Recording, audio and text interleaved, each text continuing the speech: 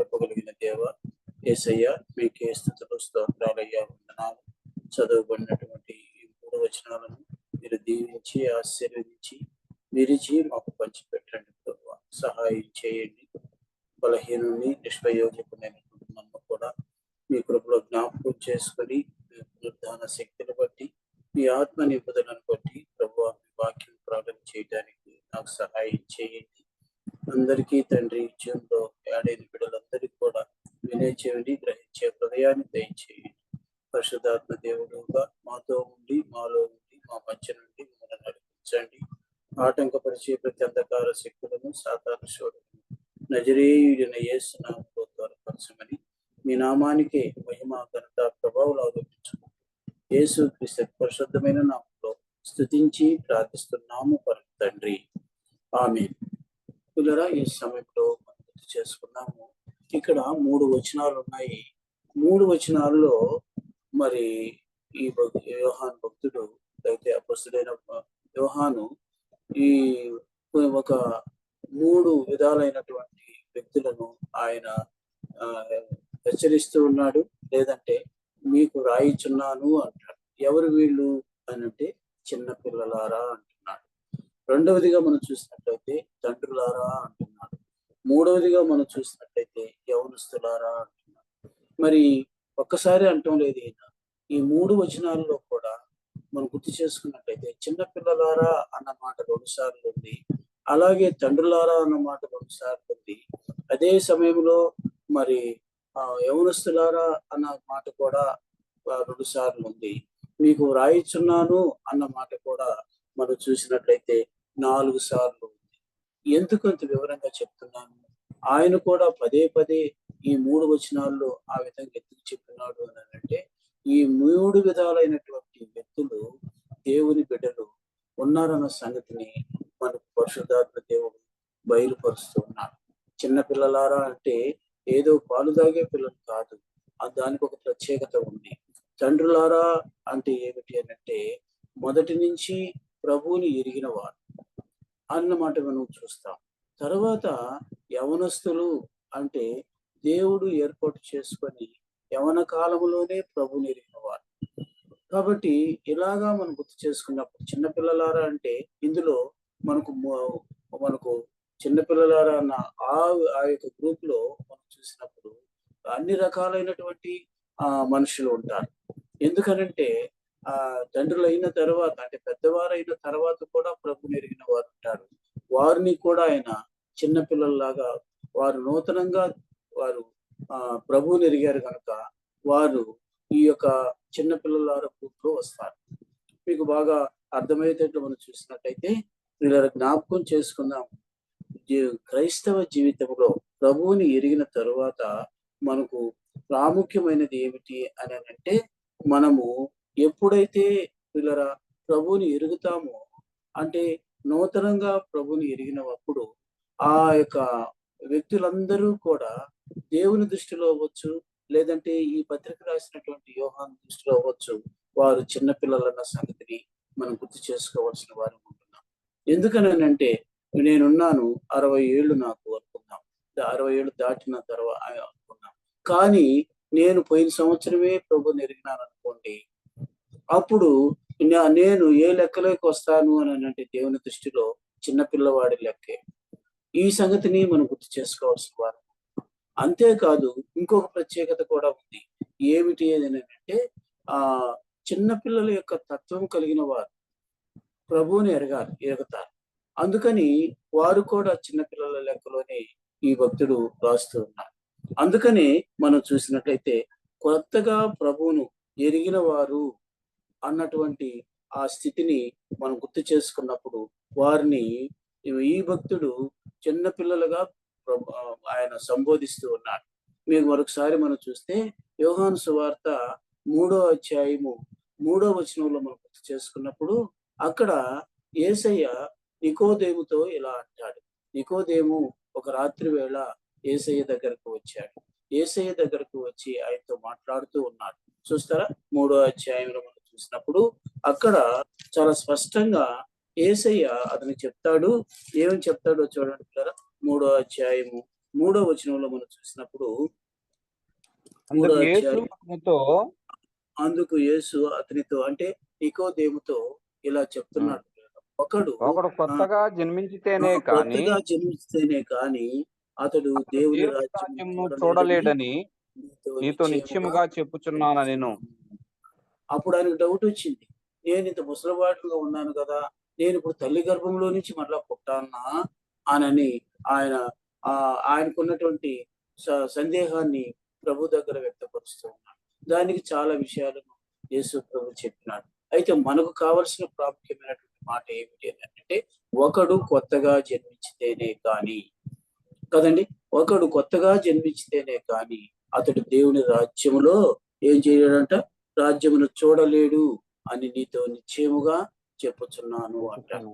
ఇంకా మనకు అర్థం కావాలి అని అంటే, దావీదు భక్తుడు ఈ చిన్న పిల్లవారి తత్వాన్ని ఎలాగా చెప్తాడో ఒకసారి మనం చూసినట్లయితే, 131వ కీర్తనలో మనము మొదటి 2 వచనాలు చదువుకున్నట్లయితే, అక్కడ చూడండి పిల్లరా, దావీదు తన జీవితంలో ఆయన ప్రభువుని ఎరిగినప్పుడు ఆయన ఎంత చిన్న పిల్లవాడి తత్వం ఉంటుందో ఆ విషయాన్ని అక్కడ చెప్తున్నాడు. చూడండి, 131వ కీర్తన మొదటి 2 వచనాలు చూసినట్లయితే, యెహోవా యెహోవా నా హృదయము అహంకారం కలది కాదు, నా హృదయము ఆ అహంకారము కలది కాదు, ఇంకా నా కన్నులు మీద చూచినవి కావు, నా కన్నులు మీద చూచినవి కావు, ఆ నాకు అందని వాటందైనను నాకు అందని వాటి నుండైనను, ఆ గొప్ప 2 వాటందైనను వచనాలు అయ్యా చదవండి. నేను అభ్యాసం ఏమంటున్నాడు? నాకు చేసుకొనట అందని లేదు వాటి ఎందైనను గొప్ప వాటి ఎందైనను నేను అభ్యాసము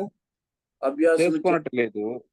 ఆ అప్పుడు చూడండి, నేను నా 2వ ప్రాణమును వచనంలో రాయబడింది, నిమ్మలపరుచుకుని నేను నా ఉన్నాను, ప్రాణమును నిమ్మలపరుచుకుని ఉన్నాను, ఆ సముదాయించుకుని ఉన్నాను. సముదాయించుకుని ఉన్నాను. బాగా వినండి, ఇక్కడ మనం తనుపాలు విడిచిన చూసినట్లయితే, పిల్ల తన తల్లి ఎందుకు ఎదుటనున్నట్లు చనుపాలు విడిచిన పిల్ల పిల్ల తన తల్లి తన తల్లి యొద్దనున్నట్లు, ఎద్దున్నట్లు చనుపాలు విడిచిన పిల్ల ఉన్నట్లు నా ప్రాణము నా ప్రాణము నా యొద్ద ఉన్నది. పిల్లరా, ఇక్కడ చూసినట్లయితే ఎవరితో పోల్చుకుంటున్నాడు దావీదు భక్తుడు అని మనం చూసినట్లయితే, అప్పుడే పాలు విడిచిన చిన్న బిడ్డ, చనుపాలు విడిచినటువంటి చిన్న బిడ్డ ఎలాగా ఉందో అలాగా నా ప్రాణం ఉంది అంటే. కాబట్టి ఇప్పుడు జ్ఞాపకం చేసుకున్నట్లయితే, ఆ మా ఈ యొక్క విషయాన్ని మనం గుర్తు చేసుకున్నప్పుడు దేవుని దృష్టిలో కూడా ఇలాంటి స్థితే ఉంటుంది. ఎందుకని? అప్పుడే వారు ప్రభుని ఎరిగారు కనుక, అప్పుడే వారు ఆ దేవుని యందు విశ్వాసం ఇచ్చినారు కనుక, వారు ఎలాంటి తత్వం కలిగి ఉంటారు అని మనం గుర్తు చేసుకున్నట్లయితే, లేదా చిన్న పిల్లల తత్వం కలిగి ఉంటారు కనుక, ఈ యొక్క యోహాను భక్తుడు కూడా చిన్న పిల్లలారా అని సంబోధిస్తూ ఉన్నాడు. మనము అదే 2వ అధ్యాయం మొదటి వచనంలో కూడా మనం చూసినప్పుడు, యోహాను పత్రికలో ఏమంటున్నాడు? నా చిన్న పిల్లలారా అంటూ ఉన్నాడు కదా అండి. అంటే ఏమని అంటే, వారు కొత్తగా జన్మించినటువంటి శిశువుని పోలి ఉన్నారు అన్న సంగతిని మనము దావీదు భక్తుడు చెప్పిన రీతిగా, ఏమిటి, నా ప్రాణం ఇప్పుడు నెమ్మదిగా ఉన్నది. ఎలాగా ఉన్నది అంటే, చనుపాలు విడిచినటువంటి ఆ బిడ్డ తల్లి ఒడిలో ఎలాగైతే నెమ్మదిగా పడుకొని ఉందో, అలాగా నేను నీ యందు నేను అలాంటి స్థితి కలిగి ఉన్నానని దావీదు భక్తుడు సెలవిస్తున్నాడు. మనం ఇంకా చూసినట్టయితే, యేసు ప్రభు ఈ లోకంలో ఉన్నప్పుడు కూడా ఆ విషయాన్ని చెప్పాడు. మార్కు సువార్త 10వ అధ్యాయంలో చేసుకున్నప్పుడు అక్కడ అంటాడు, ఎలా ఉండాలంట ఒక వ్యక్తి ప్రభువుని ఎరగటానికి ఎలాంటి స్థితి ఉండాలట అని మనం చూస్తే, అక్కడ చూడండి పిల్లరా, 15వ వచనంలో ఇలాగ రాయబడి ఉంది. మార్కు సువార్త 10వ అధ్యాయము 15వ వచనంలో కూడా మనం చిన్న బిడ్డ వలె దేవుని రాజ్యము అంగీకరింపని వాడు చూసారా పిల్లరా, అంటే దేవుని మనం నికోదేముతో కూడా యేసయ్య అదే అన్నాడు, నీవు తిరిగి జన్మించకపోతే దేవుని రాజ్యానికి వారసుడు కావు. దేవుని రాజ్యానికి వారసుడు కావాలి అంటే నిశ్చయముగా ఏం చేయాలి? తిరిగి జన్మించాలి అని రాయబడింది. ఇక్కడ యేసయ్య కూడా ఏమని చెప్తున్నాడు అని మనం చూస్తే, మళ్ళీ ఒకసారి చదివి ఆ మాట మనం గుర్తు చేసుకుంటే, చిన్న బిడ్డ వలె దేవుని రాజ్యమును అంగీకరింపని వాడు దేవుని రాజ్యమును అంగీకరింపని వాడు ఏమవుతాయి, ఎలా అందులో ఉంటుందంటే ఎంత వాడి పరిస్థితి మాత్రమును ప్రవేశింపడని ఎంత మాత్రమును దేవుని రాజ్యంలోనికి ప్రవేశింపడు. కాబట్టి ప్రవేశింపడని చిన్న మీతో బిడ్డ నిశ్చయముగా ఎలాగైతే చెప్పుచున్నా. ఆ మనస్తత్వం కలిగి ఉంటాడో పిల్లరా, అలాంటి మనస్తత్వం కలిగి ఉంటేనే తప్ప అలాంటి స్థితికి రాకపోతే నేను ఇంత పెద్దవాడిని కదా నన్ను చిన్న బిడ్డ అని ఎందుకంటారు అన్నటువంటి మనస్తత్వం కాదు. కానీ చిన్న బిడ్డ లాంటి మనస్తత్వం కలిగి ఉన్నప్పుడు పిల్లరా తప్పనిసరిగా ఆ వ్యక్తి మనకు చూసినట్లయితే దేవుని రాజ్యానికి వారసుడవుతాడు. ఇది నిజమేనా అని మనం చూస్తే ఒక సందర్భాన్ని మనం గుర్తు చేసుకున్నాం పిల్లరా. ఏమిటి ఆ సందర్భం అంటే చూస్తారా, లోకాసు వార్తలో మనం 19వ అధ్యాయంలో చూస్తే అందరమీ ఆ సందర్భాన్ని చాలా సార్లు మనం ధ్యానం చేసుకుంటాం కదండి. ఏమిటి మొదటి అధ్యాయం మొదటి వచనం నుంచి మనం చదువుకున్నప్పుడు అది గుర్తు చేసుకున్నప్పుడు పిల్లరా, అక్కడ మనకు ఒక వ్యక్తి కనిపిస్తాడు. అతను ఎవరు అని అంటే మొదటి వచనం నుంచి చదువుకుందాం. చూడండి, అక్కడ లూకాసు వార్త 19వ అధ్యాయంలో మనం చూసినప్పుడు ఆయన అక్కడ సంచరించుచు ఆయన సంచరించచ్చు అంటే యేసయ్య సంచరించచ్చు యెరికో పట్టణములో ప్రవేశించి యెరికో పట్టణంలో ప్రవేశించి దాని గుండా పోవుచుండెను. దాని గుండా పోవచ్చు ఉన్నాడు. అంటే యెరికో పట్టణం గుండా వెళుతూ ఉన్నాడు. ఇదిగో ఇదిగో ఒక వ్యక్తి కనిపిస్తున్నాడు. అతను సుంకపు ఎవరక్కడ? గుత్తదారుడును సుంకపు గుత్తదారుడును ధనవంతుడైన ధనవంతుడైన జక్కయ్య జక్కయ్య అని పేరు గల అను ఒకడు పేరు గల ఒకడు కదండి. ఇతని యేసు ఎవరో అని చూసినట్లయితే చూడగోరిన కాని మొదట చూడండి, ఇతని పేరు, ఇతని వ్యక్తిత్వము, లేకపోతే ఇతని స్థితి ఇక్కడ పరిశుద్ధాత్మ దేవుడు రాయించి పెట్టినాడు కదండి. ఏమిటంట ఆయన అని అంటే సుంకపు గుత్తదారుడు కదండి. రెండోది ఏమిటంటే ధనవంతుడు కదండి. అలాంటి ఆ పేరు ఏమిటంటే జక్కయ్య అని పేరు కలిగిన వాడు. కాబట్టి ఇక్కడ మనం గుర్తు చేసుకున్నట్లయితే ఈ వ్యక్తి యొక్క స్థితిని యేసు ప్రభు ఎరిగిన వాడే. అయితే మనకు ఈ సువార్తలో రాయించి పెట్టినాడు.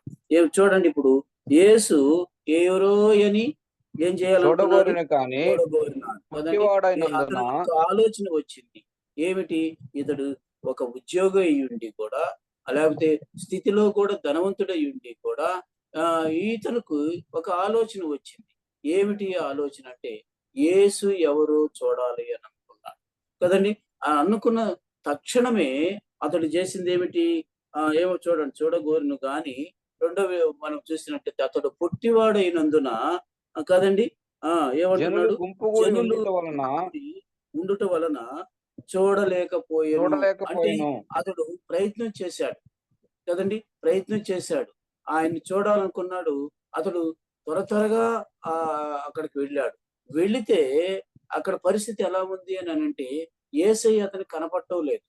ఆ గుంపులో యేసయ్య అతను కనపడటం లేదు. కారణం ఏమిటంటే ఇతని స్థితి ఏమిటంటే పొట్టివాడు కదండి. ఇది అందరిలో ఉన్నటువంటి పరిస్థితి ఇదే. ఏమిటి అనంటే ఈ పొట్టితనము అనేది ఇది భౌతికంగా మానవులకు వచ్చే పరిస్థితి. అంతేకాదు ఆత్మీయంగా కూడా చాలా మంది మనుషులు ఈ దినాన్ని ఎలా ఉన్నారంటే పొట్టితనం కలిగి ఉన్నారు. ఆత్మీయమైనటువంటి పొట్టితనము మనుషుల్లో ఉంది. అందుకనే వీరు యేసయ్యను చూడటానికి ఇష్టపడేవారు కాదు. ఆత్మీయ స్థితిలో ఆత్మీయ నేత్రాలతో యేసయ్యను చూడటానికి ఏ మాత్రం కూడా ముందుకు రావటం లేదు. అయితే ఇతనికి భౌతికంగా పొట్టివాడుగా ఉన్నాడు. ఆత్మీయంగా మాత్రము ఎలా ఉన్నాడు అని అంటే ఇప్పుడు చదవండి ఏం రాయబడిందో. ఎలాంటి స్థితి ఉందంటే అలాగా చూడాలనుకున్నప్పుడు ఆ గుంపులో నుంచి చూడలేకపోయినప్పుడు ఏం చేస్తున్నాడు చూడండి పిల్లనైనా. యేసు ఆ అప్పుడు త్రోవ రానయుండెను గనుక రానయ్యుండెను కనుక అతడు ముందుగా ముందుగా పరిగెత్తి పరిగెత్తాడండి. పరిగెత్తి పరిగెత్తాడు. ఎవరు పరిగెత్తారండి? మీరు చెప్పండి. ఎవరైనా రాజకీయ నాయకులు వస్తున్నారని అంటే ఈ దినాల్లో ఎలక్షన్ కూడా ఈ రోజు అయిపోయింది అనుకోండి. ఏం చేసేవాళ్ళు అంటే వైపు చూస్తే మనము వార్తలు వింటున్నాము. అవన్నీ చూస్తే అక్కడ ఏమి తేడా లేకుండా, చిన్న పెద్ద తేడా లేకుండా, ఆడ మగ తేడా లేకుండా పరిగెత్తి పరిగెత్తి పరిగెత్తి వెళ్తున్నారు. ఎవరిని చూడటానికి? ఎవరు చూడటానికి అంటే ఈ లోక సంబంధమైనటువంటి రాజకీయ నాయకులు చూడటానికి, సెలబ్రిటీస్ చూడటానికి అలా పరిగెత్తుతూ ఉన్నారు. కానీ ఈ యొక్క ధనవంతుడు, సుంకపు గుత్తదారుడు, జక్కయ్య అని పేరు కలిగినటువంటి వ్యక్తి ఒక పసిపిల్లోడులాగా పరిగిస్తా ఉన్నాడు. బాగా గ్రహించండి పిల్లరా, ఇది ఆత్మీయమైనటువంటి నేత్రాలతో నేత్రాలు కలిగినటువంటి వ్యక్తి అనుకోవాలి. ఒక విధంగా చెప్పాలంటే ఇతనికి ఆత్మీయంగా పొట్టితనం లేదు, కానీ బాగా వినండి పిల్లరా, ఆత్మీయంగా పొట్టితనం లేదు, కానీ ఈయనకి ఏ, మామూలుగా భౌతికంగా శరీరాన్ని బట్టి అతడు పొట్టివాడుగా ఉన్నాడు. అది గ్రహించినటువంటి అతను, నాకు యేసయ్య కనపడాలి, నన్ను ఎవరు ఏమనుకున్నా పర్వాలేదు కదా, నేను ధనవంతుణ్ణి, నేను ఉద్యోగిని, గొప్ప ఉద్యోగం ఉంది నాకు ఈ యొక్క రోమా సామ్రాజ్యంలో, అయితే కూడా నేను అవన్నీ పక్కన పెట్టి నేను యేసయ్యను చూడాలని పరిగెత్తుతూ ఉన్నాను. ఇప్పుడు మీరు చెప్పండి పిల్లరా, యేసయ్యను రాయబడిన మాట, ఈ చిన్న బిడ్డ వలె ఏమవ్వాలంట? మార్కు సువార్తలు మనం చూసినట్లయితే, చిన్న బిడ్డ వలె మార్పు చెందితేనే కానీ వాడు దేవుని రాజ్యానికి అర్హుడు కాడు కదండి. కాబట్టి అందుకని యోహాను భక్తుడు కూడా చిన్న పిల్లలారా అని సంబోధిస్తూ ఉన్నాడు. ఎందుకనంటే ఆ చిన్న పిల్లవాడి తత్వం రాకపోతే, జ్ఞాపకం చేసుకోండి, అలాంటి ఆత్మీయమైనటువంటి స్థితి రాకపోతే యేసయ్య ఎవరో అతడు చూడలేడు, స్వరం వినలేడు కదా. అలాగా ఇప్పుడు మనం గుర్తు చేసుకున్నప్పుడు పిల్లరా ఏం జరిగింది అని అంటే, ఇప్పుడు అతడు పరిగెత్తుకు అందరికంటే ముందుగా పరిగెత్తాడు. పరిగెత్తి ఏం చేసినాడు? అతను మేడి చెట్టు ఎక్కాడు కదండి. ఒక ధనవంతుడైన వ్యక్తి, ఒక ఉద్యోగస్తుడైన వ్యక్తి కదండి, అందరూ చూస్తూ ఉండగా ఒక చెట్టు ఎక్కుతున్నాడు అని అంటే అందరికి ఎలాగా ఉంటది? ఎగతాళిగా ఉంటాది. కానీ అతడు అవన్నీ ఏమీ లెక్క చేయలేదండి. ఈనాడైతే ధనవంతులు అనేవాళ్ళు ఎంతమంది ఈనాడు, అమ్మో మా యొక్క పరిస్థితికి ఆ పరిస్థితికి పనికిరాదులేయాలి, అది వాళ్ళకేలే, మాకు కాదు, ఆ యొక్క క్రీస్తు అనేటటువంటి మాట అనేటువంటి వాళ్ళు ఉన్నారు, పక్కన పెట్టే వాళ్ళుగా ఉన్నారు కదండి. ఈ వ్యక్తి అయితే ప్రియులరా జ్ఞాపకం చేసుకున్నాము, చిన్న బిడ్డ వలె పరిగెత్తాడు ముందుగా, అలాగే చిన్న బిడ్డలాగా చెట్టు ఎక్కినాడు. మాకు మన మందిరానికి వస్తా ఉంటారు ఆయా ప్రాంతాల నుంచి జరిగేటప్పుడు. మొన్న చిన్నపిల్లల కార్యక్రమం జరిగినప్పుడు కూడా పిల్లలు చాలా మంది పిల్లలు వచ్చేసారు. దాదాపు మేము అడిగిన దానికంటే, ఊహించిన దానికంటే అత్యధికంగా దాదాపు 80 మంది చిల్లర దాకా వచ్చారు. వారిని కంట్రోల్ చేయటం కూడా చాలా కష్టమే. వాళ్ళు ఏం చేసేవాళ్ళంటే, వాళ్ళకి మన మందిరం పక్కనే ఉన్నటువంటి రైల్వే ట్రాక్, ఆ రైళ్లు ఎప్పుడు చూసి ఉండరా వాళ్ళు. అందుకని శబ్దం వచ్చిందంటే గేటు తీసుంటే పరిగెత్త కట్టకాడికి వెళ్ళిపోతున్నారు. ఇది ఎవరు? పెద్దోళ్ళు కాదు వెళ్ళేది. ఎవరు వెళ్తున్నారు? చిన్నపిల్లలు. అంటే చిన్న పిల్లల యొక్క తత్వం ఎలా ఉంటదంటే, ఏందో చూడాలి, ఎప్పుడు చూడలా, ఈ రైలుని నేను ఎప్పుడు చూడాలా, నేను ఇంటికి పోయి మళ్ళా మా అమ్మా నాన్నకి చెప్పాలి నేను రైలు చూసినానని కదా. ఆలోచన చేయండి పిల్లరా, జక్కయ్య మనస్తత్వం కూడా ఆయన అలాగా మారిపోయింది. అందుకనే నేను యేసయ్యను చూడాలి, ఎవరు ఆయన, ఈ గుంపు చూస్తే ఈ గుంపులో నాకేం కనపడటం లేదు అని ఎక్కినాడు. పిల్లరా, అలాంటి మనస్సును ఎరిగినటువంటి యేసయ్య ఆ గుంపునంతా వదిలిపెట్టేశాడు. ఆయన చుట్టూ ఉన్నటువంటి గుంపును వదిలేసేసాడండి. ఇప్పుడు ఆ నేరుగా ఎక్కడికి వచ్చాడో తెలుసా? ఆ చెట్టు కిందకు వచ్చి, జక్కయ్య త్వరగా దిగు అన్నాడు. జక్కయ్య త్వరగా దిగు అని అన్నాడు కదండి. ఇప్పుడైనా కూడా ఇంకా అతనిలో ఎలాంటి మనస్తత్వం ఉందో, ఎలాంటి ఆత్మీయమైనటువంటి ఆశ ఉందో ఒక్కసారి మనం చూసినట్లయితే, ఆయన త్వరగా దిగాడు, త్వరగా దిగాడు, సంతోషంగా ఆయన తీసుకుని తన ఇంటికి తీసుకుని వెళ్ళాడు కదా.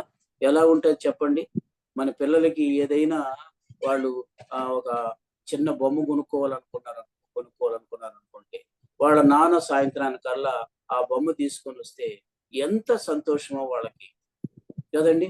ఎంత సంతోషమో దాన్ని చేతితో పట్టుకొని వారికి అది అంత ఆనందంగా వాళ్ళు దాన్ని పక్కన పెట్టుకొని సంతోషిస్తూ ఉంటారు.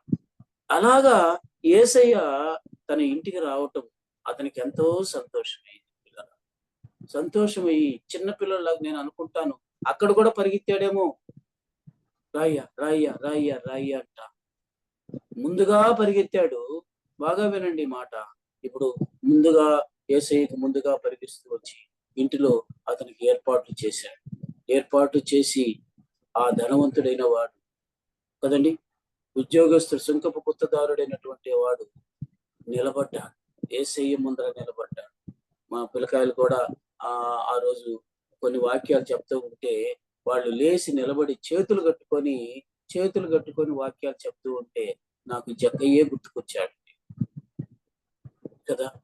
పిల్లల చిన్న ఏమిటంట లోకాసు వార్తలు చూడండి 18వ అధ్యాయము 17వ వచనంలో కూడా ఇందాక మార్కు సువార్త చదివిందే ఉంది చూడండి. ఏమి రాయబడి ఉంది అక్కడ? లోకాసు వార్త 18వ అధ్యాయం చిన్న బిడ్డ వలె ఆ ఆ చదవయ్యా. దేవుని రాజ్యము అంగీకరింపని వాడు ఎవరంటయ్యా? చిన్న బిడ్డ వలె చిన్న బిడ్డ కదా వలె దేవుని రాజ్యము రాజ్యము అంగీకరింపని వాడు అంగీకరింపనివాడు దానిలో ఎంత ఎంత మాత్రమును మాత్రమును ప్రవేశింపడని ప్రవేశింపడని మీతో నిశ్చయముగా చెప్పుచున్నాను. ఈ మాటలు విన్నటువంటి యోహాను భక్తుడు కూడా అందుకే చిన్న పిల్లలారా అని పిలుస్తున్నాడు. పిల్లరా తన పత్రికలో చిన్న పిల్లలారా కదండి. ఏమంటున్నాడు? అక్కడ మనం చూసినట్లయితే 12వ వచనంలో కదండి, మీ పాపములు ఏమైనాయి క్షమింపబడినవి. చిన్న పిల్లలారా మీ పాపములు క్షమింపబడ్డాయి. చిన్న పిల్లలారా అంటే వయసులో చిన్న పిల్లలు కాదండి కదండి, ఆత్మీయ స్థితిలో వారు చిన్న పిల్లలుగా కనిపించాలి. చాలా మంది ఇది లేదు ఈ దినాల్లో. ధనవంతులు ఉన్నారు, గొప్ప గొప్ప ఉద్యోగాలు చేసే వాళ్ళు ఉన్నారు, ఎంతో ఉన్నతమైన స్థితిలో ఉన్నారు. కానీ ఇలా చిన్న బిడ్డల వలె మార్పు చెందటానికి వాళ్ళు ఇష్టపడటం లేదు. అందుకని వారు నిజ దేవుణ్ణి ఎరగలేకున్నారు, పాప క్షమాపణ లేకుండా పొందలేకుండా ఉన్నారు కదా. ఆలోచన చేద్దాం పిల్లల దినాల్లో మనల్ని ఆ చిన్న పిల్లల లెక్కలో మనల్ని జత చేసినాడు యోహాను భక్తుడు. అందుకనే మనం ఈ దినాన మన పాపములు క్షమింపబడినవన్న నిశ్చయితతో మనం ముందుకు సాగాలి కదండి. ఆలోచన చేయండి పిల్లరా. ఇప్పుడు జక్కయ్యకి జరిగినటువంటి పరిస్థితి చూడండి. ఇప్పుడు లేచి నిలబడి ఆయన చక్కగా యేసయ్యకు తెలీదా? తెలుసు. అయినా కూడా ఇప్పుడు చిన్న బిడ్డలాగా చెప్తూ ఉన్నాడు కదండి. యెహోవా నా కాపరి, నాకు లేమి కలగదు అన్నట్టుగా చెప్తున్నాడు చేతులు కట్టుకొని కదా. అలా చెప్తూ ఉంటే యేసయ్యకి అన్ని తెలుసు. కానీ అతనిలో ఉన్నటువంటి పశ్చాత్తాప హృదయాన్ని యేసయ్య గ్రహించినాడు. లేచి నిలబడ్డాడు, తన స్థితిని చెప్తూ ఉన్నాడు. అందుకని వెంటనే ఏమన్నాడయ్యా? మనం చూస్తే అక్కడ 4వ వచనంలో చూడండి పిల్లరా, ఏం రాయబడి ఉంది? ఏమన్నాడు? 4వ వచనం అయిపోయిందండి. ఆ తర్వాత 5వ వచనం కూడా మనం చూసినట్లయితే 5వ వచనంలో కూడా జక్కయ్య త్వరగా దిగమని అడిగినాడు. ఆ తర్వాత 8వ వచనానికి వద్దాం. ఏం రాయబడి ఉందో చూడండి. 8వ వచనం,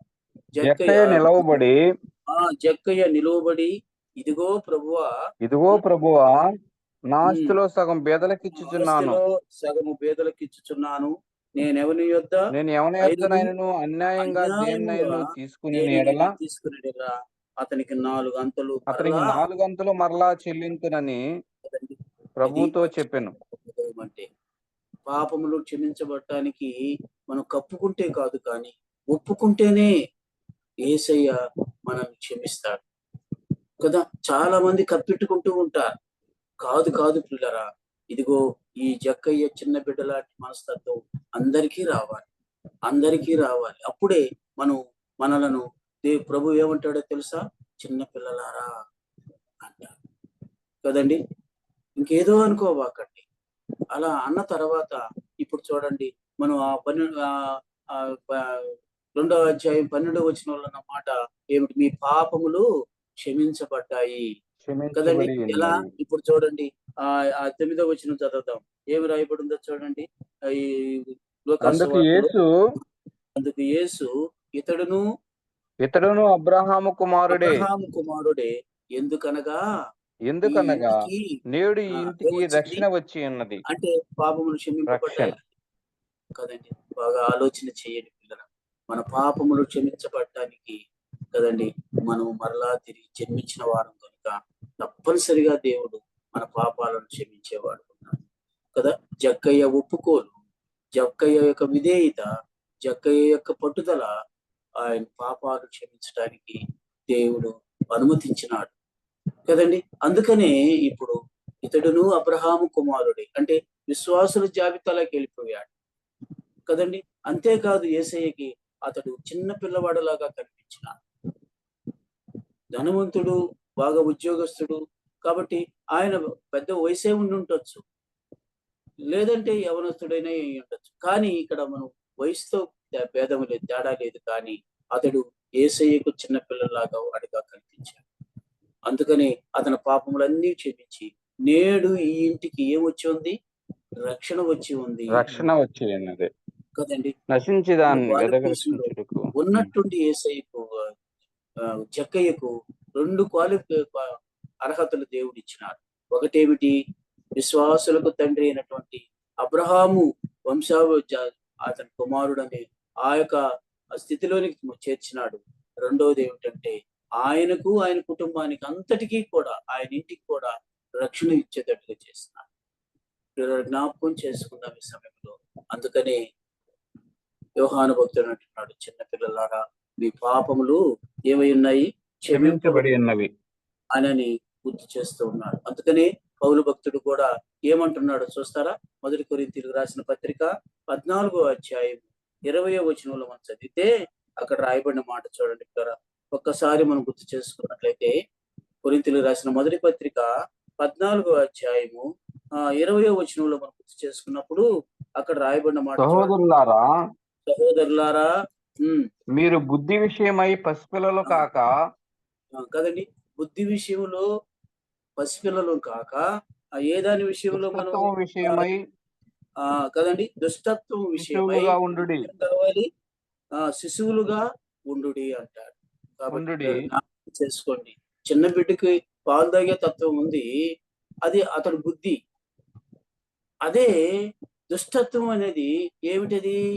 దుర్నీతి, దుష్టత్వము కదండి, ఇవన్నీ పాపానికి సంబంధించినవి కదా. ఆ దుష్టత్వము విషయంలో మనం ఏమవ్వాలి? శిశువులు కావాలి. అదేనా రాయబడింది, శిశువులుగా ఉండుడి. ఇంకేమంటున్నాడు? బుద్ధి విషయమై పెద్దవారై ఉండండి కదా. బాగా ఆలోచన చేసినట్లయితే దుష్టత్వ విషయంలో శిశువులమై ఏం చేయాలి? ఆ చిన్న బిడ్డలు ఎలాగైతే వాళ్ళు ఏదైనా పొరపాటు చేసినప్పుడు కొట్టినారనుకో, వాళ్ళ తల్లిదండ్రులు కొట్టారనుకోండి, అతను ఇక అట్లేగా ఉండిపోడు, అలిగిపోయి ఉండడు. మరలా రోజేపటి కల్లా వచ్చి ఆ తల్లి ఒడిలోను ఆ తండ్రి మీదను ఉండిపోతాడు. కాబట్టి అప్పుడు ఎందుకని అంటే ఆ పని ఇంకా చేయకుండా అతడు తల్లి తండ్రి హక్కున చేర్చబడ్డాడు కనుక. కాబట్టి అందుకని బుద్ధి విషయమై ఎలా ఉండాలంటున్నాడు? పెద్దవారి వలె ఉండండి అంటాడు. కాబట్టి దుష్టత్వం మనలో ఉండకూడదు, దుర్నీతి మనలో ఉండకూడదు, పాప విషయమై మనలో ఉండకూడదు. కనుక జ్ఞాపకం చేసుకున్నాం ఈ సమయంలో. ఎందుకు ఈ 12వ వచనంలో యోహాను భక్తుడు చిన్నపిల్లలారా అన్నాడు అంటే, నిజమే, మనం ఆ ప్రభువుని ఎరిగిన వారము మన యొక్క వయసును బట్టి కాదు, కానీ మన యొక్క బుద్ధి విషయం, మన యొక్క శిశువుగా మనం ఉన్నాము కనుక మనం చిన్నపిల్లలారని ఆయన సంబోధించడానికి అర్హత ఉందన్న సంగతిని మనం గుర్తు చేసుకోవాల్సిన వారు పిల్లలు. అందుకని ఇక్కడ రాయబడిన మాట ఇంకా మనం చూసినట్లయితే అక్కడే చదవండి, పెద్దవారై ఉండుడి, అలా ఉండుట వలన ఏం జరుగుతుందంటయ్యా? అదే కొరింథీయులకు రాసిన పత్రికలో మనం చూసినట్లయితే ఏమంటున్నాడు? బుద్ధి విషయమై పెద్దవారై ఉండి అలాగా ఉండుట వలన ఏం రాయబడుతుంది? చదవండి. అన్య భాషలు మాట్లాడు జనుల ద్వారాను అలా ఉండుట వలన మన పాపములు ఏం చేయబడ్డాయి? క్షమించబడ్డాయి అన్న క్షమించబడి ఉన్నాయి. ఆ మాట కోసం అలా ఉండుట వలన ఏది? బుద్ధి విషయమై పెద్దవారై దుష్టత్వ విషయమై మనము శిశువుల వల్ల పుట్టినప్పుడు మన పాపములు ఏమైపోతాయి? క్షమింపబడతాయి, క్షమించబడి అది కదండి. జక్కయ్య జీవితం నేను ఎందుకు తీసుకుని వచ్చినానంటే అతడు అదే చేసినాడు. ఏమిటది అని అంటే అతడు బుద్ధి విషయమై పసిపిల్ల వల్లే కాకుండా దుష్టత్వ విషయమై అతను శిశువుగా నిలబడ్డాడు. ఒక చిన్న పిల్లవాడు నిలబడ్డట్టు ఒక స్కూల్లో చదివి 5-6 తరగతులు చదివబడ్డాడు, చేతులు కట్టుకొని నిలబడ్డాడు. అందుకని అతని దుష్టత్వాన్ని అంతటినీ ప్రభు క్షమించేసినాడు. ఏమేమి చేశాడు? పేదవారిని బాధ పెట్టాడు, అన్యాయంగా సంపాదించుకున్నాడు. ఇవన్నీ కూడా అతనికి యేసయ్య దూరపరిచి, ఇతడును అబ్రహాము కుమారుడే, నేడు ఈ ఇంటికి రక్షణ వచ్చి ఉన్నది అని అన్నాడు. అది మనం చూసినట్లయితే అలా ఉండటం వలన మన పాపములు క్షమించబడ్డాయన్న సంగతిని మనం గుర్తు చేసుకుంటున్నాం కదా. ఇలా 13వ వచనానికి వద్దాం. 13వ వచనం చూడండి. ఇప్పుడు ఆ పత్రికలో 13వ వచనాన్ని మనం చదువుకున్నట్లయితే అక్కడికి వచ్చేటప్పటికి ఇప్పుడు ఏమని పిలుస్తున్నాడు అని అంటే, తండ్రులారా కదా, తండ్రులారా మీరు ఆది నుండి ఉన్నవారిని ఎరిగి ఉన్నారు కనుక మీకు రాయిస్తున్నాను కదండి. అవును, ఎందుకు తండ్రులారా అంటున్నాడు అని అంటే, వారు మొదటి నుంచి యేసు ప్రభుని ఎరిగిన వారు కదండి. ఆయన పుట్టుక తెలుసు, ఆ తర్వాత ఆయన ఎదిగింది తెలుసు, ఆయన సిలువ వేయబడింది తెలుసు, అన్ని తెలిసిన వీరు కనుక వీరిని తండ్రులారా అని పిలుస్తూ ఉన్నారు.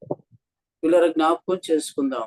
నిజమే, అలాగా తండ్రులుగా ఉన్నవారు కదండి, వారిని ఆయన అలాగా పిలవటానికి ఆస్కారం ఉందన్న సంగతిని మనం గుర్తు చేసుకోవాల్సిన వారు కనుక, తండ్రులారా మీరు మొదటి నుంచి ఆది నుండి ఆ ప్రభువుని ఎరిగిన వారు కనుక మీకు రాయిచున్నాను అంటాడు.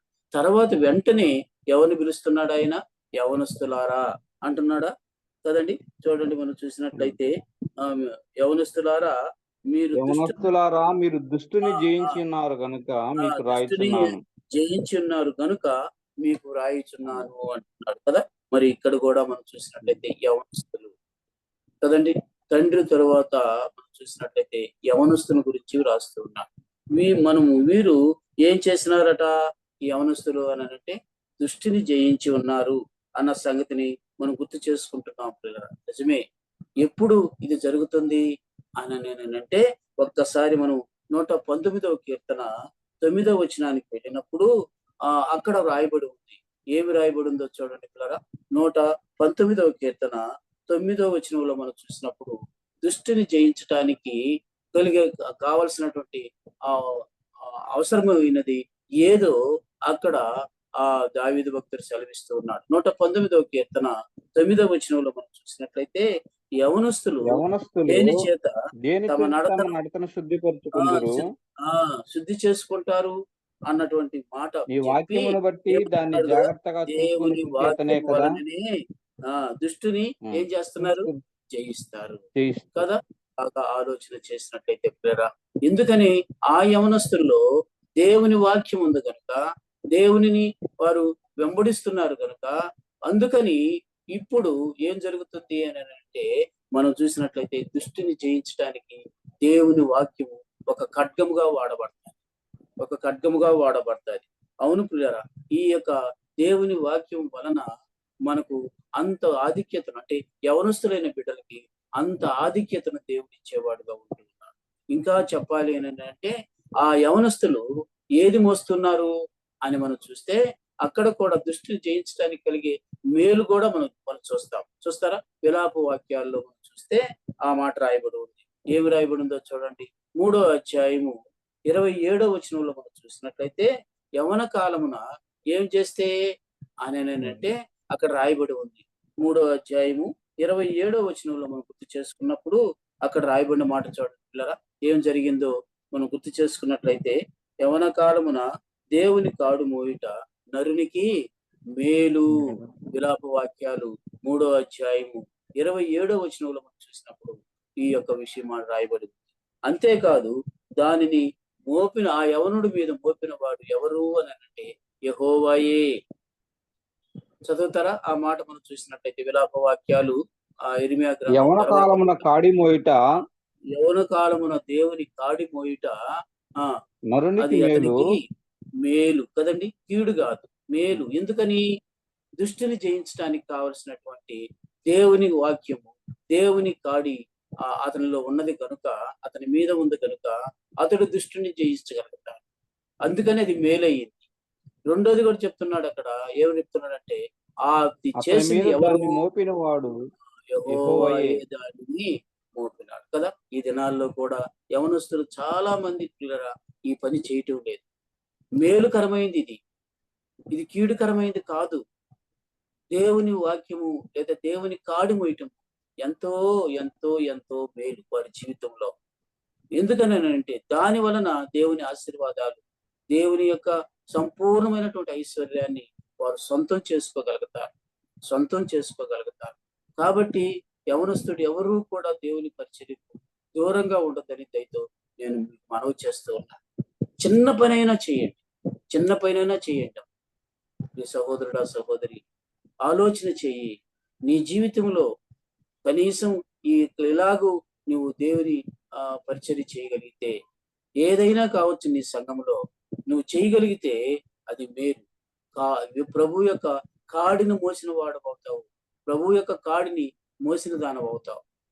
అది ఎవరు మోపుతారు అంటే ఏదో అన్నో, అక్కో, లేకపోతే అంకులో, ఆంటీయో కాదు. ఎవరు అనంటే అక్కడే రాయబడి ఉంది. ఎవరంట? యెహోవాయే కదండి. ముందు ఆ మాట యెహోవాయే మోపినవాడు. ఏం చేసినాడు? ఆ కాడిని మోపినాడు. కాబట్టి దేవుని చేత నువ్వు ఏర్పరచబడినటువంటి నీవు ఆయన కాడిని మోస్తే అది మేలు మేలు మేలు. కాబట్టి ఈ దినము ఆలోచన చెయ్యి. ఇంకా ఇంకా నీవు ఆ మేలుకరమైన స్థితిలోనికి రాలేదేమో ఒకసారి ఆలోచన చేయాలని ప్రభు పేరట మీకు మనవి చేస్తున్నాను. నిజం ప్రియులరా, మన సంఘాల్లోనే జరిగింది అది. నేను వాళ్ళ పేర్లు చెప్పను కానీ ఈ గాంధీనగర్ సంఘంలో బిడ్డలు ముగ్గురు యవనస్తులు ఉండేవారు. వారు ఆదివారం వచ్చిందంటే ఇక్కడ ఉదయకాలం ఆరాధన వెంటనే నా దగ్గరకు వచ్చి ఈ దినం ఎక్కడికి పోమంటారు అంకుల్ అని అడిగేవాడు. నేను వెంటనే వాళ్ళకి పలానా దగ్గరికి పోమంటే ఆ ఎండలోనే బైక్ వేసుకొని వాళ్ళు వచ్చేసేవాళ్ళు ఆ సంఘానికి. అక్కడ పరిచర్య చేసి మళ్ళా 3 గంటలకి మళ్ళా 2, 3 అయ్యేది వాళ్ళ ఇంటికి మళ్ళీ తిరిగి వచ్చేటప్పటికి కదండి. ఆ టైంలో వచ్చి చెప్పి వాళ్ళు కానుకలు ఇచ్చి వెళ్ళేవాళ్ళు. ఇలా అలాంటి వారికి ఎంత మేలు జరిగింది అని అంటే కదండి, వారు కోరుకున్నట్లుగానే వారు ఆయా ప్రాంతాలకు వెళ్ళి చదువులో అయితేనేమి, కోర్సుల్లో అయితేనేమి, ఉద్యోగం విషయంలో కూడా వారు మేలు పొందుతూ ఉన్నారు. ఈ సహోదరుల సహోదరి యవనస్తులారా ఆలోచన చేయండి. యవన కాలమును దేవుని కాడి మీయటం నీకెంతో మేలు. అది ఎవరో పెట్టలేదు నీవు పోయటానికి. అది ఇంకో దగ్గర అంటాడు కదా, నా కాడి సులువు అంటాడు, తేలిక అంటాడు. నువ్వు ఊరికే కానీ మోసేదంతా మన ప్రభువే కదండి. నీ కొరకు నా కొరకు యెరూషలేము వీధుల్లో సిలువను మోయలేదా కదండి. ఆ బరువైనటువంటి ఆ యొక్క సిలువను యెరూషలేము వీధుల్లో మోసాడు కదా కదండి. ఆ గొల్గొతా కొండ మీదకి దాన్ని మోయరాని ఆ పొయ్యను మోసుకొని పోయినాడు కదా. ఆ సిలువ మీద 3 మేకుల మధ్య వేలాడినాడు కదా. అలాగూ ఆయన నలుగొట్టబడి తన సొగసును తన స్వరూపాన్ని పోగొట్టుకొని ఆయన దేహంలో ఉన్న ప్రతి రక్తం పొట్టు మన కొరకు కార్చినాడు కదా. అంతకన్నా కష్టమా? ఒక్కసారి ఆలోచన చేయాలని ప్రభు పేరట మీకు మనవి చేస్తూ ఉన్నాను. ఎందుకనంటే ఈ యవన కాలంలో నీకు మంచి మేలు చేసేదానికి. ఎందుకనంటే దుష్టుని నీవు జయించిన వాడవవుతావు కదండి. జయించిన వాడవవుతావు అన్న సంగతిని నువ్వు గుర్తు చేసుకోవాల్సిన వాడవుగా ఉంటున్నావు కదా. అందుకు మనం చూసినట్లయితే యేసేపునే మనం చూస్తాం. ఆదికాండం 39వ అధ్యాయంలో మనం చూసినప్పుడు పిల్లరా ఆయనకి ఎలాంటి పరిస్థితే వచ్చింది. ఎలాంటి పరిస్థితి అని అంటే కదండి, అపవాది అనేక విధాలుగా అతన్ని శోధించినప్పుడు పిల్లరా జరిగినటువంటి పరిస్థితి మనం గుర్తు చేసుకున్నట్లయితే పిల్లరా అతడు బానిసగా అమ్మబడ్డాడు. ఆ తర్వాత పొతీఫరు ఇంట్లో ఉన్నాడు. పొతీఫరు ఇంట్లో సమస్తము అతనికి అధికారం వచ్చింది. అయినా కూడా అక్కడ కూడా సాతాను శోధించినాడు. పొతీఫరు భార్య అతని మీద నేరం మోపింది. ఆ తర్వాత అతడు జైలు పాలైనాడు. జైలు పాలైనటువంటి వ్యక్తి అక్కడ కూడా దేవుని యొక్క కాడి మోస్తూనే వస్తున్నాడు. దేవుడు అతనికి తోడయ్యుండునని 39వ అధ్యాయం మనం చూడగలుగుతాం. వీళ్ళరా దేవుడు తన మార్గాన్ని సరళం చేసి కదండి ఏం చేసినాడు అంటే ఆ యొక్క ఐగుప్తు రాజుకు ఫరోకి కల వచ్చేటట్టుగా చేసినాడు. కళ అర్థం చెప్పడానికి ఆ దేశంలో ఎవరి వల్ల కాలేదు. జైల్లో ఉన్నటువంటి యోసేపు పరిచయం చేసినారు అక్కడ పానదాయులు. అలాగా పిల్లరా మనం చూసినట్లయితే ఇప్పుడు ఫరో యోసేపును బయటికి తీసుకుని వచ్చి ఆ కళ అంతా చెప్పిన తరువాత మీరు 42వ అధ్యాయంలోకి వస్తే 41, 42 అధ్యాయంలో చూస్తే అక్కడ రాయబడిన మాట ఏమిటంటే ఫరో అతనికి ఒక రథం, అతనికి ఒక బంగారు ఉంగరం ఇవన్నీ జయించి అద్భుతమైన రీతిగా హెచ్చించినాడు. ఎవరు అనంటే ఫరో కన్నా కూడా దేవుడే అతన్ని హెచ్చించి కదండి తలగా చేసిన ద్వితీయోపదేశ కాండం 28వ అధ్యాయంలో ఉన్న రీతిగా వీళ్ళరా నిన్ను తలగా ఉంచుతాను కానీ తోకగా ఉంచనన్నటువంటి మాట ప్రకారం వీళ్ళరా మేలు జరిగిందా కీడు జరిగిందా? కీడు కీడు కీడు అని నువ్వు దేవునికి దూరంగా ఉండిపోతే, శ్రమ శ్రమ శ్రమ అని నువ్వు దేవునికి దూరంగా ఉండిపోతే, దేవుని పరిచర్యకు దూరంగా ఉండిపోతే, నీ యవన కాలం అంతా వృధా చేసుకుంటే ఎప్పుడు ఎప్పుడు నీవు దేవుని కాడు మోస్తావు? ఎప్పుడు మోస్తావు? ప్రశ్న వేసుకో. అంటే నువ్వేం చేసినావు? ఈ కాలం అంతా కూడా దేవుడిచ్చే మేలును నువ్వు పోగొట్టుకున్నావు, దేవుని ఆశీర్వాదాలను పోగొట్టుకుంటున్నావు. మీ సహోదరుడు సహోదరి ఆలోచన చేయాలని ప్రభు పేరట మీకు మనవి చేస్తూ ఉన్నాను. ఎందుకు అని అంటే మనము దేవుని మేళ్లు పొందటానికి మనం అర్హులం కనుక. తండ్రులైనా యవనస్తులైనా ఆ యొక్క 13వ వచనంలో ఉన్నది ఇద్దరిని గురించి రాసినాడు కదా. మీరు ఎరిగి ఉన్నారు అని తండ్రులు అంటున్నాడు. అనాది నుంచి మీరు ఎరిగి ఉన్నారని ఒక మాట చెప్పాడు. యవనస్తులకైతే మీరు ఏం చేస్తున్నారు? దుష్టుని జయించి ఉన్నారు కనుక మీకు వ్రాయిచున్నాను అంటున్నారు కదండి. ఇప్పుడు ఎవరెవరు చూసాం? 12వ వచనంలో మనం చిన్న పిల్లలని మారిన వారిని చూసాము. ఆ తర్వాత 13వ వచనానికి వచ్చేటప్పటికి ముందు నుంచి ఎరిగినటువంటి తండ్రులను చూసాము.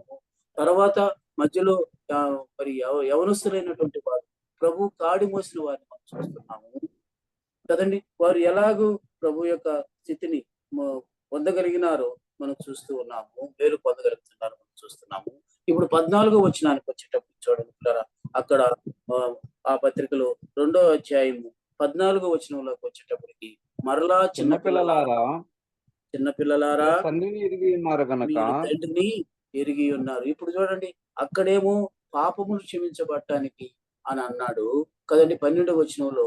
ఇప్పుడు రెండోసారి చిన్నపిల్లలారా అని చెప్పి మీరు తండ్రిని ఎరిగి ఉన్నారు, మిమ్మల్ని రక్షించినటువంటి మీ పాపములు క్షమించినటువంటి ఆయన్ని మీరు ఎరిగి ఉన్నారు, పరమ తండ్రిని ఎరిగారు కదండి.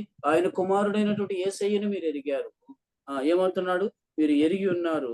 తర్వాత చెప్పండి, ఏమి రాయబడి ఉంది? మీకు రాయిచున్నాను. యవనస్తులారా మీరు ఎవరై ఉన్నారు? బలవంతులై ఉన్నారు కదండి. తండ్రి కోవలోనికి చిన్నపిల్లలు వెళ్ళిపోయినారు కదండి. యవనస్తులు ఇప్పుడు దుష్టిని జయించి ఆ తర్వాత ఏమి రాయబడిందంటే బలవంతులైనారు. అర్థమైందా మీకు? ఇప్పుడు ప్రభువులో బలవంతులైనారు. పిల్లల జ్ఞాపకం చేసుకోండి, 3 వచనాల్లో ఎంత గొప్ప మర్మం ఉందో ఆలోచన చేయండి. కొత్తగా జన్మించిన వారు చిన్నపిల్లలు, వారి పాపములు క్షమించబడ్డాయి. తండ్రులు మొదటి నుంచి ఆది నుంచి ప్రభువుని ఎరిగిన వారు. యవనస్తులు దేవుని యొక్క యేసయ్య కాడిని మోసిన వారు, వారు మేలు పొందారు. 14వ వచనానికి వచ్చేటప్పటికి ఇలా చిన్నపిల్లలు ఇప్పుడు ఏం చేసినారు? తండ్రిలాగా ఏం చేసినారు? ప్రభువుని ఎరిగి ఉన్నారు అని అన్నాడు. తర్వాత మనం చూసినట్లయితే యవనస్తులారా మీరు బలవంతులు, దేవుని వాక్యము ఏమై ఉంది? నిలుచున్నది. మీరు మరలా అంటున్నాడు దుష్టుని జయించున్నారు. చెప్తున్నారు చూసారా పిల్లరా? 2 సార్లు అక్కడ మనం గుర్తు చేసుకున్నాము దుష్టుని జయించటము. రెండోసారి చెప్తున్నాడు, ఈ యవనస్తులకు చెప్తున్నాడు బలవంతులైన వారుగా ఉంటున్నారు. ఏ విషయంలో? రజలింగ్ చేసే విషయంలో కాదు, పీట్లు పట్టే విషయంలో కాదు, కొట్లాడుకునే విషయంలో కాదు కదండి. ఏ విషయంలో మనం బలవంతులమై ఉన్నామంటే ఆత్మీయంగా బలవంతులమై ఉన్నాము కదండి. ఆ బలము దేవుడిచ్చేటటువంటి శక్తి. అందుకనే దేవుని వాక్యం ఎవరిలో ఉంటుందో వాళ్ళందరూ కూడా ఏం చేయబడి ఉన్నారు? అని అంటే అక్కడ రాయబడి ఉంది కదండి. ఏమంటున్నాడు అని అంటే, దేవుని వాక్యం మీ యందు నిలిచి ఉన్నది కనుక మీరు దిష్టుని జయించి ఉన్నారు. జయించి ఉన్నారు. విజయము మనదే కదండి. యవనస్తులైన బిడ్డలకు ప్రత్యేకంగా చెప్తున్నాను పిల్లరా, ఈ మాట ఒక్కసారి గ్రహించండి. ఏమిటి అని అంటే, మీరు బలవంతులు. ఎందుకని అంటే ఒక విషయం చెప్తాను అక్కడ. అక్కడే రాయబడి ఉంది. దేవుని వాక్యం మీలో ఉంది కనుక. దేవుని వాక్యం చేత శుద్ధిపడ్డారు కదండి. 119వ కీర్తనలో ఇక్కడ చూడండి ఏమి రాయబడి ఉంది అని అంటే, పిల్లరా, దేవుని వాక్యం ఉండటం వలన ఏం జరుగుతుంది అని అంటే అక్కడ రాయబడి ఉంది. ఏమిటంట? బలవంతులు అవుతారు. చూస్తారా నాతో పాటు మీరు చూస్తే పిల్లరా, ఎంత బలవంతులు అవుతారనంటే ప్రభు దగ్గర నుంచి ఏదైనా పొందగలుగుతారు. యోహాను సువార్త 15వ అధ్యాయం 7వ వచనం చూడండి పిల్లరా, ఏం రాయబడిందో చూడండి. యోహాను సువార్త నా యందు 15వ మీరును అధ్యాయం. నా యందు మీరును మీ యందు మీ నా యందు నా మాటలు మాటలను కదండి. యేసయ్య చెప్తున్నాడు నిలిచి పిల్లరా. ఉండిన యెడల ఏమని చెప్తున్నాడు అని అంటే, నేను నిజమైన ద్రాక్షవల్లినని ఆ 15వ అధ్యాయం మొదట్లో స్టార్ట్ చేసిన వాడు ఇప్పుడు ఏమంటున్నాడు అనంటే, నా యందు మీరును మీ యందు నా మాటలను మీ ఏమై యందు నా ఉండాలట? మాటలను నిలిచి నిలిచి ఉండిన ఉండిన యెడల ఏమంటున్నాడు? మీకేది ఇష్టమో అడుగుడి. మీకు ఏది ఇష్టమో మీకేది అది ఇష్టమో అడగండి. అడుగుడి. అడుగుడి, అది మీకు అనుగ్రహించబడును. అనుగ్రహించబడతాది. దేవునికి మహిమ కలుగును గాక. ఇలా జ్ఞాపకం చేసుకుందాం ఈ సమయంలో. మనం ఏది అడిగినా పొందాలి ప్రభు దగ్గర నుంచి అంటే, ఆయన మాటలు, ఆయన వాక్యం మన దగ్గర ఉండాలి, మనలో ఉండాలి. అర్థమైందా యవనస్తులారా? జ్ఞాపకం చేసుకోండి. ఇప్పుడు యవనస్తులకే చెప్తున్నాను అనుకోబాకండి. చిన్నపిల్లల్లాగా ఉన్నప్పుడు సంగతి చెప్పాను, తండ్రులుగా ఉన్న వారి సంగతి చెప్పాను, యవనస్తులైన వారి సంగతి కూడా చెప్తాను. మీరందరూ కూడా ప్రభుని ఎరిగిన వారే కదండి. ప్రభువులో ముందుకు సాగుతున్నటువంటి మనం కదండి. మన యందు ఏముండాలి? ఆయన మాటలు ఉన్న ఎడల నీకేది ఇష్టమో నువ్వు అడుగు, అది నేను నీకు అనుగ్రహిస్తానంటున్నాను. ఎంత గొప్ప వాగ్దానం అండి. ఈ వాగ్దానం ఇంకెవరైనా చేస్తారా? నిన్ను కన్న తల్లిదండ్రులు కూడా చేయరు. ఎందుకని చేయరు? దానికి లాభ నష్టాలు ఏదో బేరీజు వేస్తారు వాడు. కానీ మన యేసయ్య ఆయన వాక్యానుసారంగా ఆయన ఆడి మోస్తూ ఉన్నటువంటి మనం తప్పనిసరిగా ఆయన ఇస్తాడండి. ఒక్కసారి ఆలోచన చేయండి పిల్లరా. మా కుటుంబ విషయంలో అయితేనేమి పిల్లరా, సంఘం విషయంలో అయితేనేమి, ఏకోజానం లేసి అడిగితే తెల్లారి కల్లా దానికి జవాబు వచ్చి ఉండాలి. అవన్నీ సందర్భాలు మీకు చెప్పడం లేదు కానీ పిల్లరా, నిజం, ఇది సత్యం. గనుక ఆలోచన చేయండి పిల్లరా. కనుక అక్కడ మనం చూసినట్లయితే ఆ మాట చెప్తూ ఉన్నారు. నా యందు మీరును మీ యందు నా మాటలను నిలిచి ఉండిన ఎడల మీకు ఏది ఇష్టమో అడగండి, అది మీకు అనుగ్రహింపబడును. అది మీకు అనుగ్రహించబడును కదండి. ఇంకొక మాట చెప్తా, అక్కడ యేసయ్య చెప్పాడు, ఇప్పుడు పౌలు చెప్తున్నాడు చూడండి. కొలస్సీలకు రాసిన పత్రిక 3వ అధ్యాయము 16వ వచనం చదివితే ఇక్కడ స్పష్టంగా చెప్తున్నాడు ఏమని, మనం ఏది ఉంచుకో ఉండాలో మన హృదయంలో అని. చూడండి ఏం రాయబడిందో చూడండి. 3వ అధ్యాయము 16వ సంగీతములతోనూ వచనం. సంగీతములతోనూ కీర్తనలతోనూ ఆత్మ ఆత్మ సంబంధమైన సంబంధమైన పద్యములతోనూ ఒకనికి ఒకడు ఏం ఒకనికి ఒకడు బోధించుచు బుద్ధి చెప్పుచు చదవండి. కృపాసహితముగా మీ హృదయములలో దేవుని గూర్చి గానము చేయుచు సమస్త విధములైన జ్ఞానముతో ఏం చేయాలంట? క్రీస్తు వాక్యం మీలో సమృద్ధిగా నివసింపనీయుడి. ఏం చేయాలంట? చూసుకోకూడదు. ఏం చేయాలంట? నివసింపజేయాలి. క్రీస్తు వాక్యం నీలో నాలో మనందరిలో అది సమృద్ధిగా నివసింపజేయాలి కదండి. అది ఉన్నప్పుడు పిల్లరా, నిజముగా మనం ధన్యురాళమవుతాం. కనుక ఈ సమయంలో అర్థం చేసుకోమని మీకు మనవి చేస్తూ, ఎందుకనేనంటే పిల్లరా, మనం జయించి ఉన్నాం. అదే కదా ఏమి రాయబడి ఉంది అక్కడ. మనం ఆయనలో ఉంటే ఏమన్నాడు? మీరు బలవంతులు కనుక దేవుని వాక్యం యందు నిలిచి ఉన్నది కనుక మీరు ఎవరు జయిస్తారు? దుష్టిని జయిస్తారు. కదా, జయించి యవనస్తుల ఉన్నారు. గురించి మనం ఆ 14వ వచనంలో చూస్తున్నది అదే కదండి. మీరు దుష్టుని జయిస్తారు. ఎందుకని అని అంటే అక్కడ రాయబడిన మాట, ఆ దేవుని వాక్యము మీ యందు నిలిచి ఉంది కనుక. ఎలా, నిలిచి ఉంది. ఎంతవరకు ఎంత ఉండాలట? మనం ఇప్పుడు కొలస్సీలకు రాసిన పత్రికలు చదువుకున్నాం. పాటలున్నాయి, కీర్తనలున్నాయి, పద్యాలున్నాయి, అన్నీ ఉన్నాయి. వాటితో పాటు సమృద్ధిగా ఉండవలసింది ఏమిటి కదండి. పాటలు బాగా పాడుతున్నాను కదా, అంతవరకు చాలులే అని కాదు. నేను ప్రార్థన చేస్తున్నాను కదా, అంతవరకు చాలులే అని అనుకోవటం కాదు. క్రీస్తు వాక్యం మనలో సమృద్ధిగా ఉండాలి. కొలత అక్కడ ఏ మాత్రం కూడా కొరత ఉండకూడదు. నిండుకొండ ఏమిటంట, తొణకదట. నిండుకొండ నీళ్లు నిండా పోసామని తొలకదు. అదే సగాటికో ముక్కాలకో పోసినాం అనుకోండి, పెట్టిన రోజు ఏమిటి తెలియపోదు కదా. లేకపోతే సౌండ్ వస్తా ఉంటుంది దాన్ని పట్టుకున్నప్పుడు, అది ఎత్తుకున్నప్పుడు. అలాగే కాకుండా సమృద్ధిగా మనకు క్రీస్తు వాక్యం మనలో ఉండాలి. అలా ఉన్నటువంటిప్పుడు మనకు విజయమే. దుష్టిని జయించిన వారం అవుతాము. దుష్టిని జయించిన వారం అవుతాము. దుష్టిని జయించగల బలవంతులం అవుతాం. యవనస్తులైనా మీరు. ఎలాగా? ఎందుకనంటే ఒక సందర్భాన్ని మీ ముందుకు తీసుకుని వస్తాను. చూడండి నాతో పాటు సమూయేలు మొదటి గ్రంథం 17వ అధ్యాయంలో మనకు ఒక గొప్ప పాఠం ఉంది దాంట్లో. ఏమిటి అనంటే యవనస్తుడైనటువంటి దావీదు మనకు అక్కడ కనిపిస్తాడు. యెష్షయి కుమారులు 8 మంది. ఆ కుమారుల్లో ఆఖరివాడు దావీదు గొర్రెలు మేపుకుంటూ ఉన్నాడు. అయితే అతడు యెష్షయి ముగ్గురు పెద్ద కుమారులు ముగ్గురు సైన్యంలో ఉన్నారు. సౌలు సైన్యంలో ఉన్నారు. వారు అక్కడ ఉన్నారు. కొద్ది రోజుల నుంచి వారి యొక్క ఇన్ఫర్మేషన్ ఏదో తెలియటం లేదు తండ్రి అయినటువంటి యెష్షయికి. అందుకని ఈ చిన్నోడైనటువంటి దావీదుని పిలిచి, అయ్యా, మీ ముగ్గురు కుమారులు సైన్యంలో ఉన్నారు, వారి గురించి ఏమి నాకు విషయం తెలియటం లేదు, నువ్వేం చేస్తావు అని అంటే మరి ఇది చేసి వారిని కనుక్కొని తీసుకురమ్మని చెప్పి ఇలా జ్ఞాపకం చేసుకోండి, దయచేసి గుర్తు చేసుకోండి. మరి అక్కడికి వెళ్ళిన తర్వాత యుద్ధం తీవ్రంగా జరుగుతూ ఉంది. కానీ ఏం చేస్తున్నారు ఇశ్రాయేల్ సైన్యం అంతా అంటే భయపడిపోయి దాక్కుంటూ ఉన్నారు. ఎందుకనేనంటే అక్కడ 6 మూళ్ళ జానుడు ఉన్నటువంటి గొల్యాతు వారిని భయపెడుతూ ఉన్నాడు. అలాంటి పరిస్థితుల్లో పిల్లరా జ్ఞాపకం చేసుకోండి. ఈ సమయంలో ఆ యొక్క బాలుడైనటువంటి అక్కడ అలాగే అంటాడు సౌలు, బాలుడైన నీకు కుదరదు, నీకు బలం లేదు నువ్వు అని అంటాడు.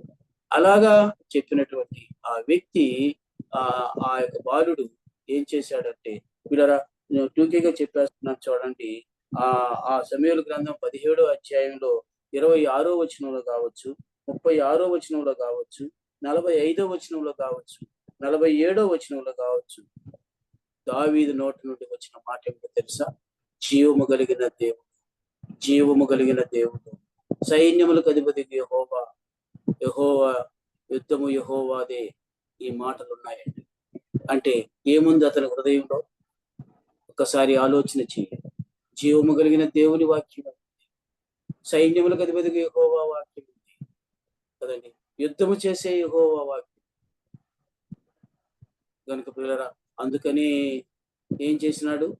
అందరూ భయపడిపోయినటువంటి ఆ యొక్క ఫిలిష్తీయుడైనటువంటి గొల్యాతును ఒక్క రాయితో పడగొట్టేశాడు కదా. ఇప్పుడు చెప్పండి, దుష్టుని జయించాడా లేదా? దావీదు జయించాడు కదా. మరి అలాగైతే పిల్లరా జ్ఞాపకం చేసుకుందాం. మరి ఈ సమయంలో ఈ 3 విధాలైనటువంటి వ్యక్తులు, చిన్న పిల్లలు, తండ్రులు, యవనస్తులు, వారికి జరిగినటువంటి విషయాలన్నీ కూడా ఈ 3 వచనాల్లో రాయగలిగాం. అలాగైతే ఈ సమయంలో గుర్తు చేసుకుందాం, మనం ఏ స్థానంలో ఉన్నాం, ఎలాగా ఉన్నాం అన్నది మనం పరీక్షించుకోవాల్సిన బాధ్యత మనందరి మీద ఉంది. ఈ వాక్యం విన్నటువంటి మీకందరికీ ప్రభునామంలో వందనాలు చెల్లించుకుంటూ నేను ఈ వాక్యాన్ని ముగిస్తూ ఉన్నాను. దేవుడి కొద్ది మాటలు మన కొరకై దీవించును గాక. ఆమేన్. అందరికీ ప్రభునామంలో వందనాలు చెల్లించుకుంటూ ఉన్నాను. వందనాలండి.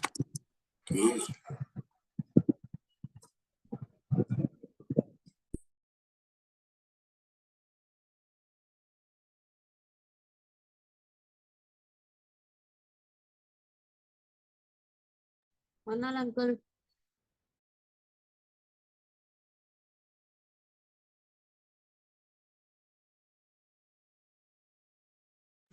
అయిపోయిందా? హలో, వినిపిస్తుందా? వినిపిస్తుంది అక్క. చెప్పమ్మా, ప్రకటన చెప్పమ్మా. అట్లాగే కొన్ని ప్రకటనలు ఉన్నాయి. అవి సమయంలో మనం ప్రత్యేకంగా జూన్ నెల 8వ తేదీ నుంచి సువార్త సేవ షెడ్యూల్ నిన్న పెట్టడం జరిగింది గ్రూప్లో. మరి అందరు చూసుంటారు అనుకుంటాము. ప్రతి నెల ఇంకా జూన్ నుంచి జూలై, ఆగస్ట్, సెప్టెంబర్ 4 నెలలు ప్రతి నెలలో 2 సువార్త సేవలు 2 సంఘాల్లో జరుగుతాయి. మొట్టమొదటి మడవనూరులో జరుగుతుంది 8వ తేదీ సెకండ్ సాటర్డే. తర్వాత 4th సాటర్డే కొండపాలెంలో జరుగుతుంది. అలాగే ప్రతి నెల 2వ శనివారం, 4వ శనివారం 4 నెలల్లో మనం 8 సంఘాల్లో ఈ యొక్క సువార్త సేవను ముగించుకుంటాము. ఇప్పటి నుంచి మనం ఎక్కువ ప్రార్థన చేయాలి. ఇంతకుముందు చేసిన ప్రార్థన వేరే, ఇప్పుడు ప్రత్యేకంగా సువార్త సేవ కొరకు మనం భారంతో, బాధ్యతతో ప్రార్థన చేయాలి. ప్రార్థన చేసి పాల్గొనాలని మనవి చేస్తున్నాం. ఇది మన సంఘాల్లో ప్రకటించి ప్రతి కూడికలో కూడా చేయండి. అలాగే కుటుంబ ప్రార్థనలో కూడా మీరు జ్ఞాపకం చేసుకోవాలని మనవి చేస్తున్నాం. తర్వాత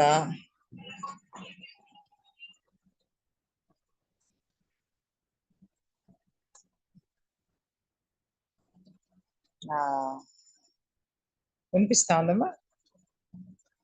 యూత్ మీటింగ్ కూడా ఉంటుంది. అది అయిపోయిన తర్వాత దాని కొరకు కూడా ప్రార్థనలో మీరు జ్ఞాపకం చేసుకోండి. మరి అన్ని సంఘాల్లో కూడా పరిచర్య దేవుని నామములో జరిగేటట్టు సేవకులు తప్పనిసరిగా మరంటే రాని వాళ్ళ గృహాలకు వెళ్ళి సంఘానికి ఎవరు రావడం లేదు గమనించుకొని విజిట్ చేయాలని కూడా మనవి చేస్తున్నాం. ఏదైనా సహోదరుల కొరకు ప్రత్యేకమైన కూడికల మధ్యలో కావాలంటే కూడా అడిగినట్టయితే మేము ప్రార్థన చేస్తున్నాం ఈ విషయంగా. అది కూడా మీరు గమనించి మీ సంఘాల్లో ఏదైనా ఒక వారం పెట్టుకుంటే సహోదరుల కూడిక మన వరకైనా కూడా మనం జరుపుకుంటాం అన్నమాట. అంటే భారీ ఎత్తున కాదు, ఈవినింగ్ 1 hour అలాగా లోకల్ అసెంబ్లీస్లో జరగాలని చెప్పేసి మనం చేస్తున్నాం. మరి అలాగే ఇంకా అనారోగ్యంగా ఉన్న వారి కొరకు కూడా ప్రార్థన చేయండి. ఈ ఎండాకాలంలో మరి దేవుడు కృప చూపించేటట్టు. అట్లాగే ఈరోజు ఎలక్షన్ కూడా అయిపోయింది మన స్టేట్లో. దీని కొరకు ప్రార్థన చేయండి, రిజల్ట్ కొరకు. ఎందుకంటే దేవుని యొక్క సన్నిధిలో ఆ యొక్క విజయం అనేది దాచిపెట్టబడి ఉంటుంది కాబట్టి దేవుని చేతిలో ఉంది. మనం అనుకూలమైనటువంటి ప్రభుత్వం, దేవుని పనికి ఆటంకం లేనటువంటి ప్రభుత్వాన్ని దేవుడు ఇచ్చేటట్టు మనం జ్ఞాపకం చేస్తుంది.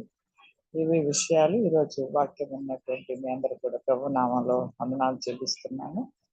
మరి ఎలక్షన్ డ్యూటీకి వెళ్ళిన వాళ్ళు సురక్షితంగా ఇళ్ళకి రావాలి. 13 మంది మన సంఘాల నుంచి వెళ్ళున్నారు. వారందరి కొరకు మనం ప్రార్థన చేసాం. ఈరోజు కూడా 2-3 సార్లు ప్రేయర్ చేయడం జరిగింది. అన్ని గ్రూపుల్లో కూడా కొంతమంది మన కొరకు ప్రార్థన చేస్తున్నారు. వాళ్ళ గ్రూపులకు కూడా ప్రేయర్ గ్రూప్స్ పంపాం కాబట్టి అందుకని ఇంకా కూడా వారు తిరిగి వచ్చేంత వరకు మనం ప్రార్థనలో కనిపెట్టాల్సిన వారంగా ఉంటున్నాం. ఇవి ఉన్నటువంటి విషయాలు. అందరూ కూడా ప్రార్థన చేయండి. ఈ సమయంలో మనం ప్రార్థన చేసుకొని ముగించుకుందాం. రష్యన్న చేస్తారా?